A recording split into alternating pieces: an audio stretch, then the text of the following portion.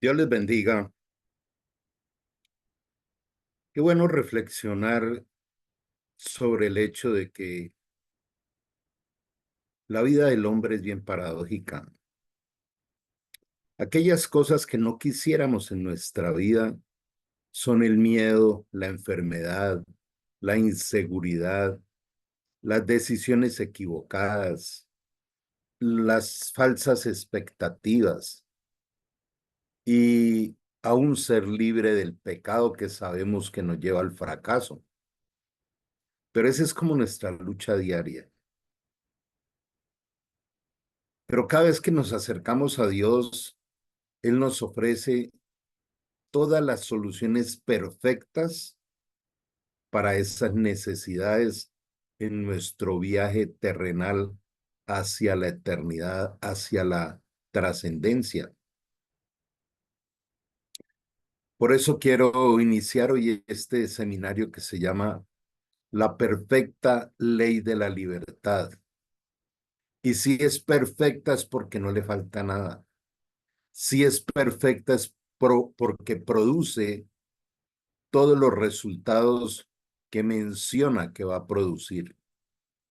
Pero, pero sería bien contradictorio creer que la ley de la perfecta libertad sea una esclavitud y una imposición.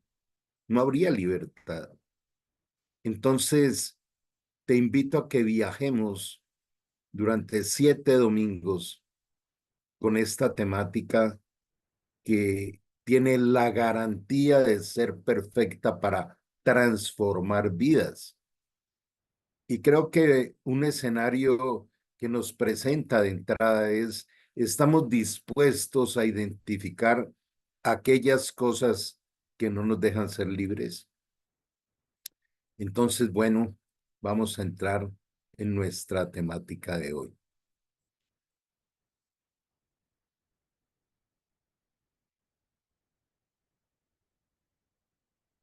Amado Dios, te damos gracias por poder recibir tu sabiduría, tu amor, tu abrazo, tu perdón y tu misericordia.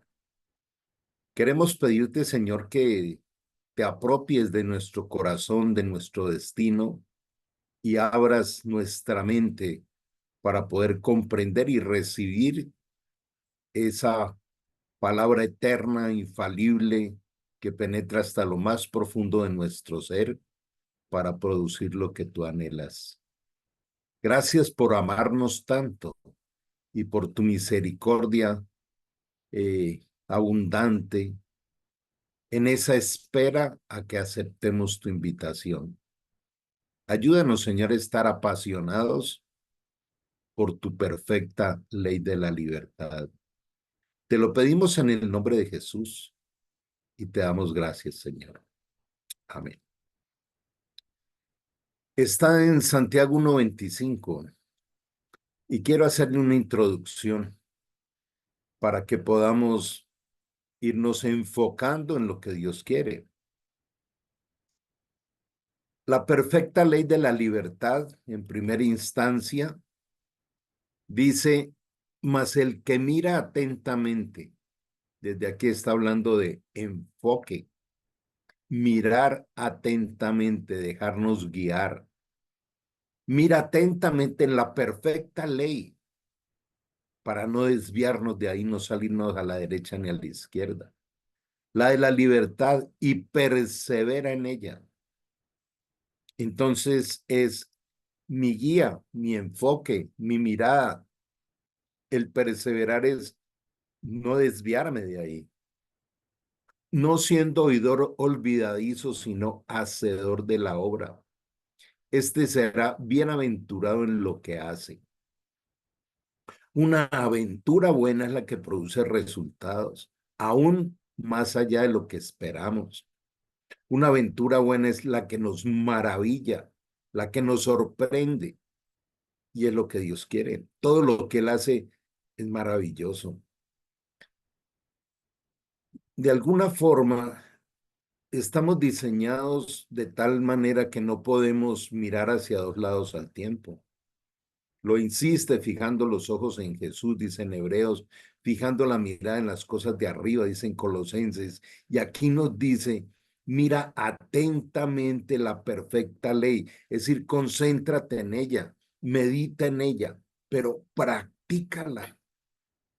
Sin práctica no hay nada, porque entonces seríamos olvidadizos. Y cuando somos olvidadizos, entonces empiezan todos los altibajos difíciles de la vida. Y a veces terminamos hasta echándole la culpa a Dios de todo esto.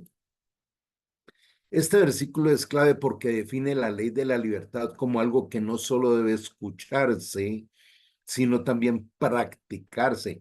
Práctica, práctica, práctica.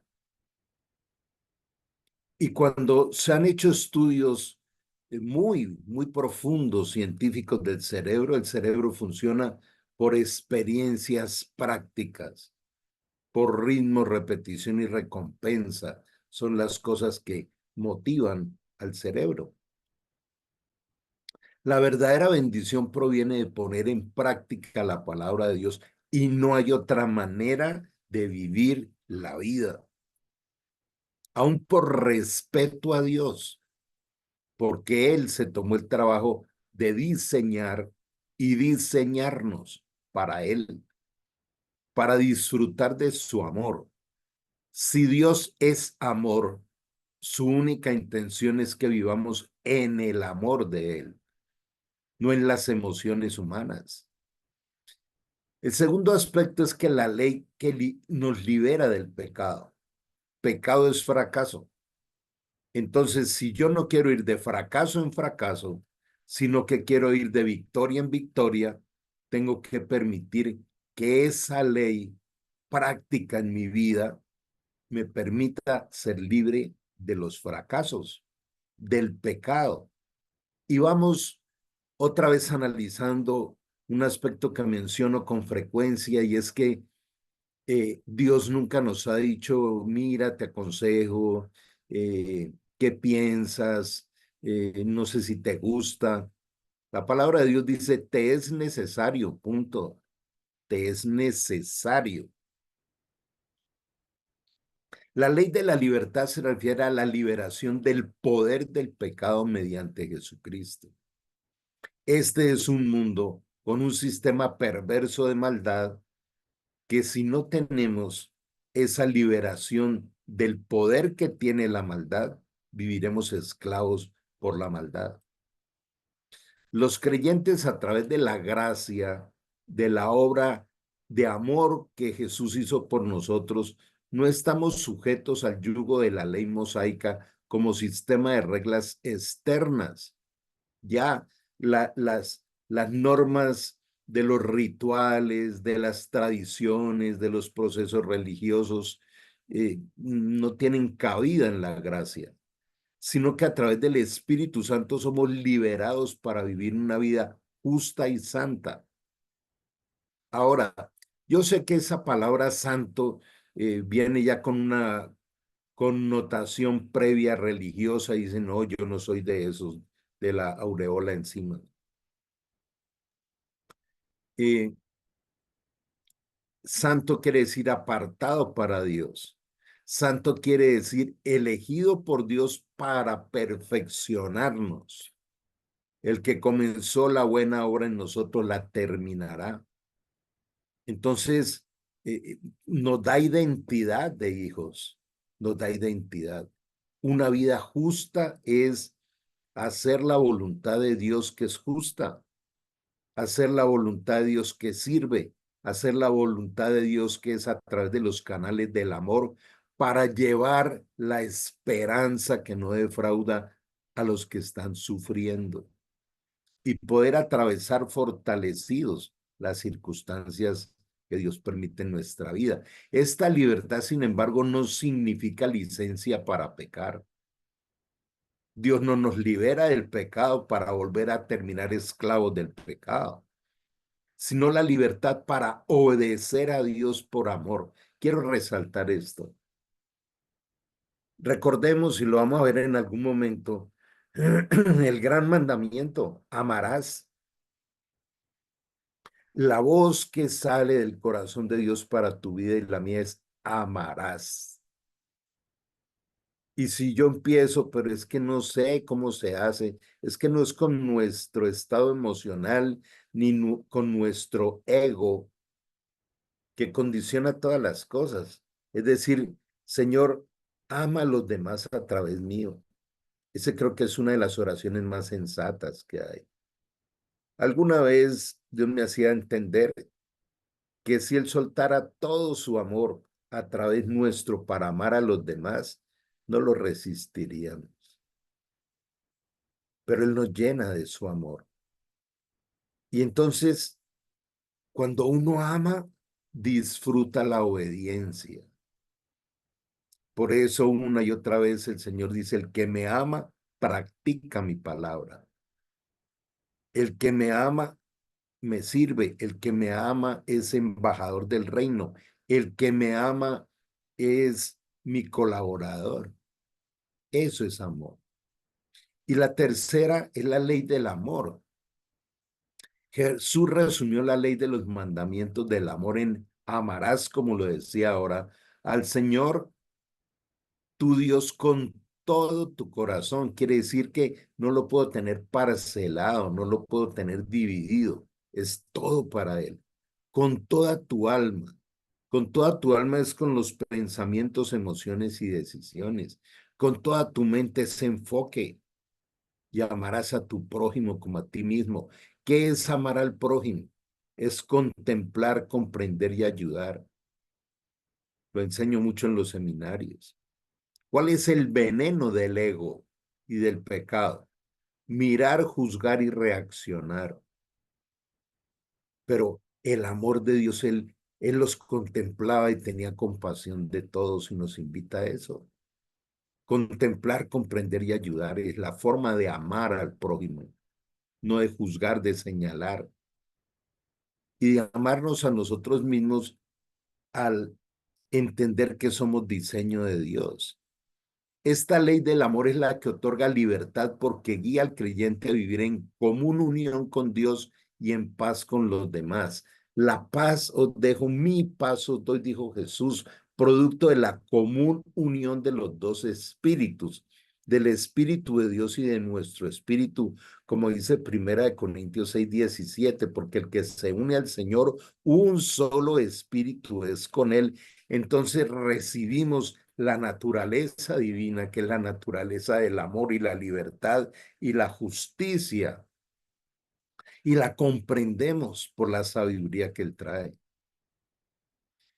El cuarto aspecto es la libertad de la condenación. La perfecta ley de la libertad implica que los creyentes ya no están bajo la condenación de la ley, como dice Romanos 8:1. Ahora pues, ninguna condenación hay para los que están en Cristo Jesús. En quiere decir unidos a su espíritu para siempre, con un sello que Él nos coloca como la garantía, las arras de que estaremos en las bodas del Cordero, en esta manera metafórica que el Señor utiliza de su encuentro con su iglesia. Al estar en Cristo, los cristianos están libres del castigo del pecado y de la muerte.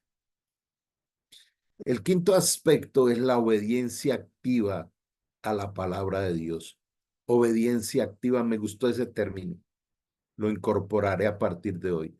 Obediencia activa, o sea, mi obediencia a Dios produce resultados. Hago una analogía. Si alguien trabaja en una empresa y no va a trabajar 20 días, no solo está corriendo riesgo de que lo saquen, sino que eso no se lo van a pagar. Entonces, cuando uno tiene algún tipo de acción, pues el que va a trabajar generalmente su motivación es el dinero. Pero la motivación es la que nos guía, la que nos lleva. Allí donde esté tu corazón, allí está, donde esté tu tesoro, allí está tu corazón. Lo que te apasiona es lo que te lleva a enfocarte a eso. Entonces, la obediencia activa está mm, impulsada por el amor que Dios coloca en nuestro corazón. Filipenses 2:13. Él trabaja en nosotros para colocar el querer como el hacer por su buena voluntad. Santiago insiste en que esta libertad no es pasiva, requiere una obediencia activa y continuada, sostenible. Ese es el verdadero cristianismo. Y genuinamente es una vida en libertad. El cristiano debe ser un hacedor de la palabra, no solo un oidor. La libertad cristiana se experimenta al vivir según los principios del Evangelio. Podemos estar haciendo cosas que no sean pecaminosas, que no hagan daño, pero que no están en el plan de Dios para nuestra vida. Aún el Señor dice que sus hijos no se enredan en los negocios de este mundo. La parte laboral donde estoy agrada a Dios, honra a Dios. El sexto, la libertad interior. La perfecta ley de la libertad también se refiere a la transformación interna del creyente. Romanos 12:2. No sigas pensando como has aprendido en este mundo. No dejes que sea la cultura, la moda, las filosofías y el humanismo lo que guíen tu vida. Dices, permítele a Dios que te transforme por la renovación de la mente. No solo mi conversión y la sanidad que Dios hizo en mí y la libertad que me dio es lo que me ha llevado a apasionarme por la salud mental. Es por esto. La única forma de ver vidas transformadas es cuando se transforma su manera de pensar a través de la palabra de Dios y de la obra de Dios. Quien por la gracia de Dios es libre de las ataduras espirituales de maldad, como el miedo, el egoísmo, la esclavitud y el pecado. ¿Cómo sería nuestra vida? Hagamos una pausa aquí. ¿Cómo sería nuestra vida si fuéramos libres del miedo, del egoísmo y del pecado? ¿Cómo sería nuestra vida?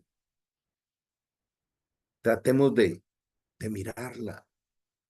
Alguien puede decir, no, pero es que yo estoy bien en la carne, pero ¿y en el espíritu?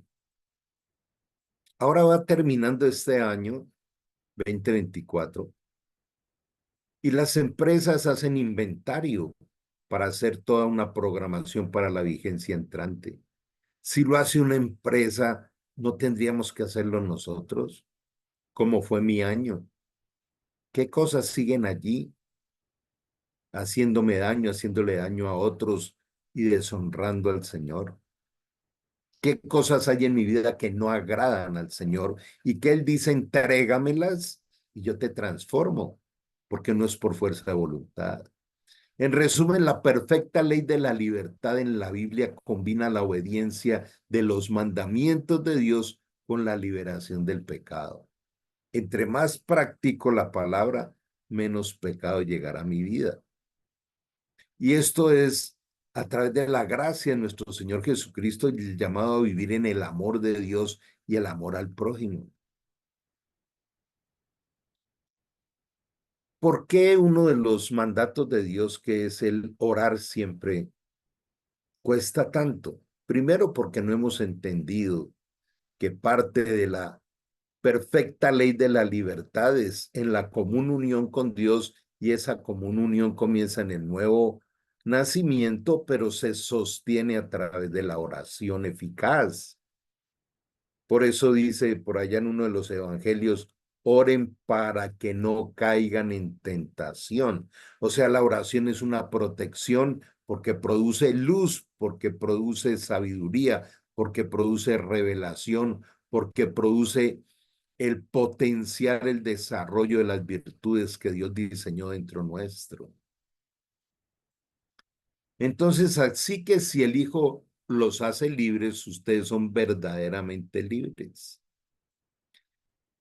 Este conocidísimo versículo, qué bueno llevárnoslo para mirarlo microscópicamente.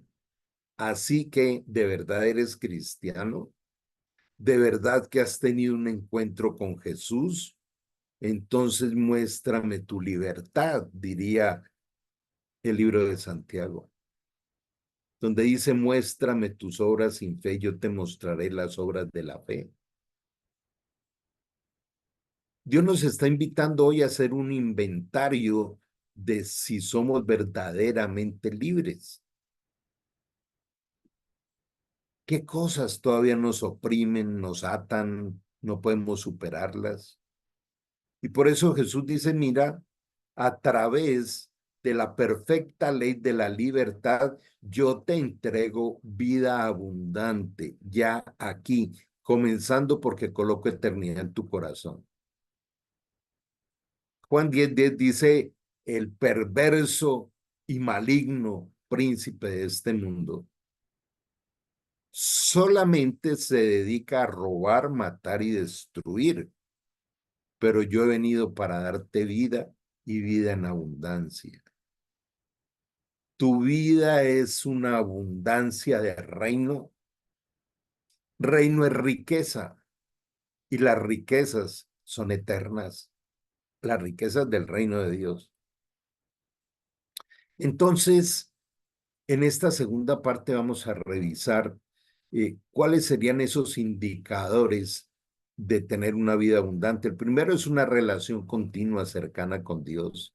La vida abundante implica una conexión personal y profunda con Dios, basada en el amor, en la fe y en la confianza, donde Él dice, nada ni nadie te podrá separar de mi amor, excepto si decidimos pecar.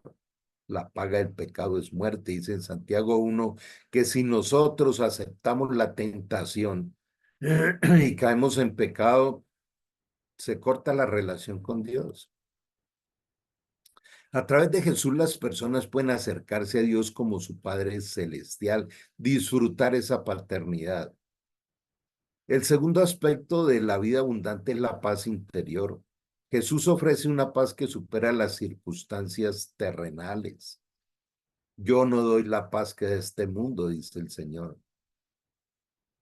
Eh, yo les motivo tanto a que estemos revisando una y otra vez este material y escribamos, vivo en paz. ¿Qué cosas cotidianas de este mundo aún me roban la paz? ¿Será que puede haber alguna circunstancia que invalide la paz? Cuando Él dice que la paz que nos da es una paz eterna que ni siquiera la podemos entender, sobrepasa todo entendimiento. No es simplemente la ausencia de problemas, sino una tranquilidad que proviene de la certeza de la presencia de Dios en medio de las dificultades. Dice en Romanos 8, si Dios con nosotros, ¿quién contra nosotros? Nunca te dejaré y nunca te desampararé. Esta libertad no es para vivir sin restricciones, sino para caminar en obediencia y en santidad, porque si fuera una vida sin restricciones no sería libertad, sino libertinaje. El quinto aspecto de la vida abundante es la vida eterna. No se limita a esta vida terrenal. Pierde todo valor las cosas temporales y terrenales y toma un valor impresionante, inmensurable, la eternidad.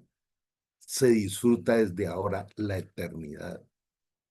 Jesús promete vida eterna, una existencia plena y perfecta con Dios después de la muerte.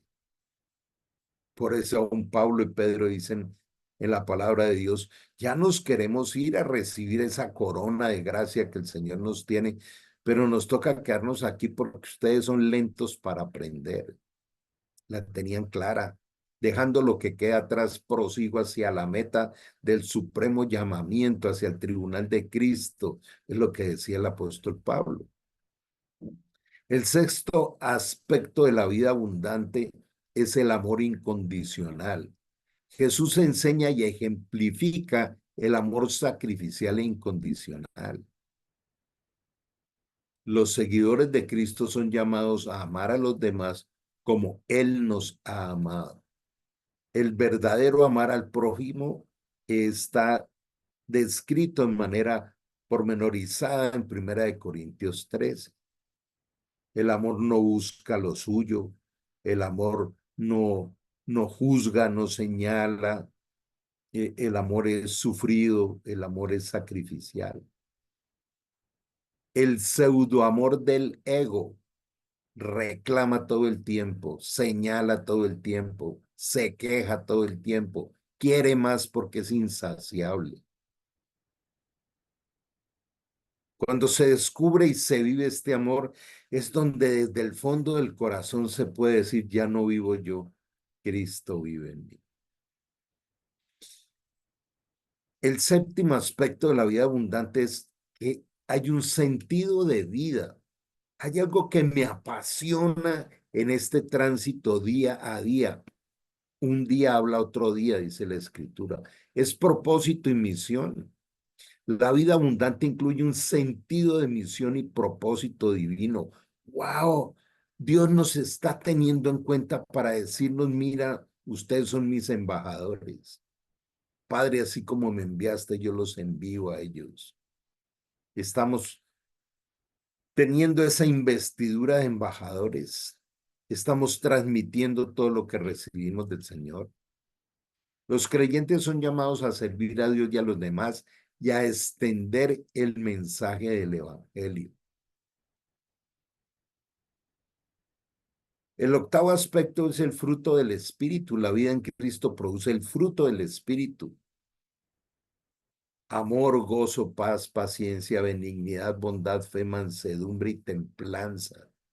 Contra esto no hay ley. Allí está el resumen de una vida en el Espíritu, una vida en Cristo. Si hay amor, no hay odios.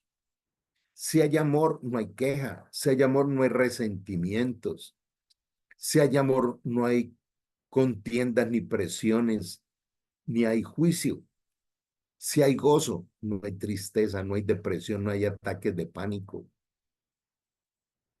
no hay conflictos de todo tipo. Aún el gozo sana hasta las enfermedades, dice la Escritura. Nos da la paz. Entonces nuestra paz interior no depende de que hayan o no hayan circunstancias. Por eso dice, cuando pases por el fuego no te quemarás. Paciencia. ¿Qué es lo contrario a la paciencia? La ansiedad, el desespero, el estrés, la angustia, la incertidumbre. ¿Y cuándo saldré de esto? En la paciencia del Espíritu, al contrario, se cumplen las promesas. Como dice en Hebreos 6, del 10 en adelante, aprende de aquellos que por la fe y la paciencia obtienen las promesas.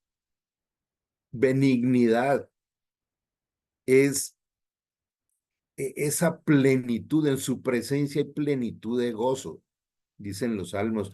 Entonces, si yo vivo en plenitud, no tengo tiempo para estarme llenando de sentimientos, de resentimiento, de querer desquitarme o afectar a otros. Bondad, es mejor dar que recibir y servir que ser servido. Fe, la fe crece por oír al Espíritu Santo a través de la palabra de Dios y el justo por la fe vivirá. Mansedumbre, aprende de mí, dijo el Señor, que soy manso y humilde de corazón. Es relacionarnos con los demás desde el amor y no desde la exigencia. Y la templanza, que es el equilibrio de las emociones. No hay emociones desbordadas por las pasiones de este mundo, sino el equilibrio que me da el Espíritu. Además de esto, podemos concluir que la vida abundante que Jesús trajo no es humana, Él la trajo. Es necesariamente una vida libre de problemas o sufrimientos. No es una vida libre de problemas o sufrimientos. Es una vida de victoria sobre las dificultades o los sufrimientos. Primera de Corintios 10:13 dice, no te ha venido ninguna circunstancia o problema o contienda o prueba que no sea humana. Ustedes los humanos son los que arman todos esos líos. Pero yo los dejo ahí hasta cuando puedan soportarlos, o sea, nos entrena. Dice, pero conjuntamente con la prueba yo les doy la salida para que puedan pasarla. A pesar de las dificultades, de los sufrimientos, es una vida llena de paz, de propósito, de libertad y de una profunda relación con Dios que trasciende lo material y lo temporal. He estado hablando mucho de trascendencia en este tiempo. Trascendencia es meterme en la naturaleza de Dios y dejar de lado lo humano. De manera que teniendo esta ruta, inauguramos este seminario hoy y espero que te unas, que invites a otros, que podamos disfrutar de la ley perfecta de la libertad. Amado Dios, hoy queremos una vez más entregarte nuestro corazón y nuestro destino y decirte, quiero hablarte de mi realidad interior. Quiero aprender a comprender que sin ti no podré vivir, separados de ti, nada podemos hacer. Acepto tu abrazo celestial, tu paternidad, tu amor, tu ternura y entregarte el destino de mi vida. Para que me abraces, me llenes de tu amor, de tu esperanza, de tus riquezas de reino y de tu salvación. Ayúdanos a ser mejores cada día. Todo esto te lo pedimos en el nombre de Jesús. Amén.